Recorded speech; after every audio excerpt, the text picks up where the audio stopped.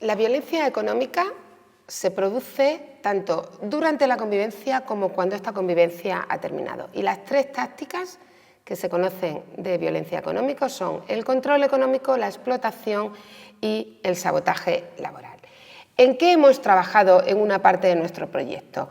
Tras llevar a cabo unas entrevistas personales que nos ayudaron a determinar qué cuestiones y qué preguntas había que tener en consideración, hemos procedido a realizar una encuesta a un total de 480 mujeres, de las cuales 240 habían sufrido violencia de género, mientras que las otras 240 no eran víctimas de violencia de género. Y todas ellas tenían hijos.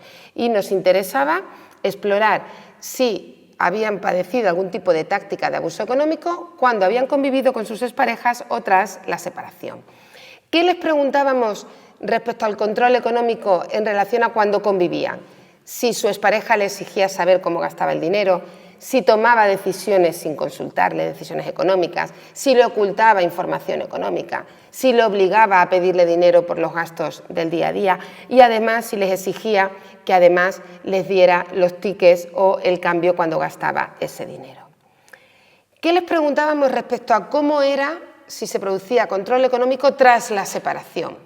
Si seguían preguntando cómo gastaba el dinero de esas pensiones que recibían, si se retrasa o no paga lo acordado en el convenio y si esto lo hace por voluntad propia, y si se hacía cargo de los gastos extraordinarios que le correspondían y si no era así, si lo hacía por voluntad propia. ¿Qué conclusiones obtuvimos de nuestro estudio tras trabajar con esas 480 mujeres? Vimos que el control económico se ejerce en su mayoría durante la relación, más que después de cuando no hay convivencia.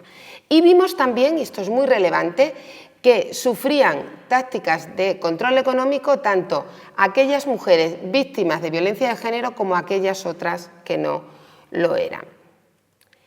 Después exploramos qué ocurría con la explotación económica y preguntamos, ¿durante la convivencia tu expareja se retrasaba o no pagaba las facturas que teníais en común o no ingresaba su parte de aportación a los gastos comunes?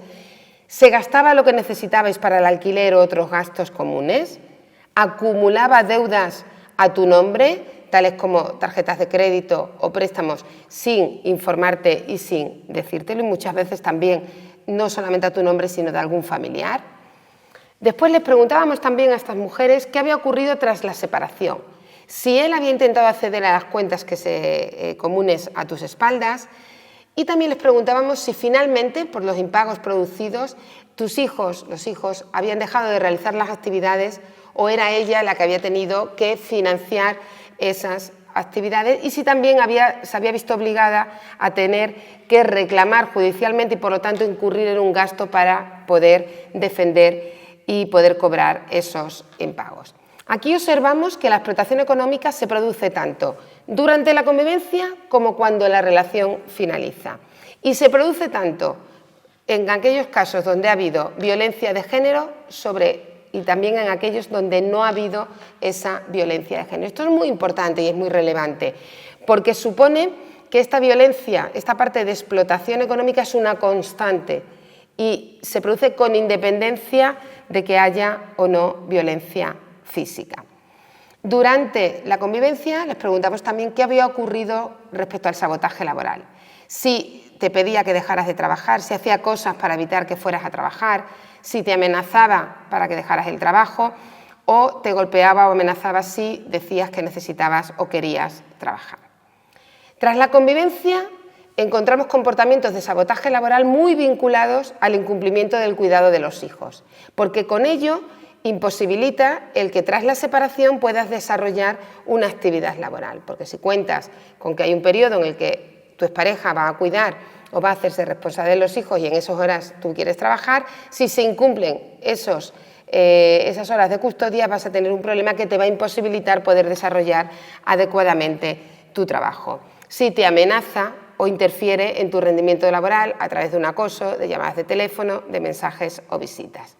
Aquí observamos que el sabotaje laboral se producía muchísimo más durante la relación que después, y aquí sí estaba muy vinculado a violencia de género. Cuando había violencia de género siempre había también sabotaje laboral. Lo veíamos menos en aquellas mujeres que no habían sufrido esa violencia física y por lo tanto esa violencia de género.